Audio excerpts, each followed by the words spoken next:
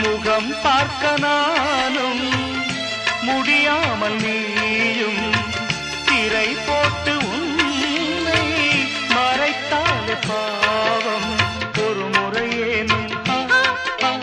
திருமுகம் காணும் வரம் தர வேண்டும் எனக்கு அது போதும் என்னை சேர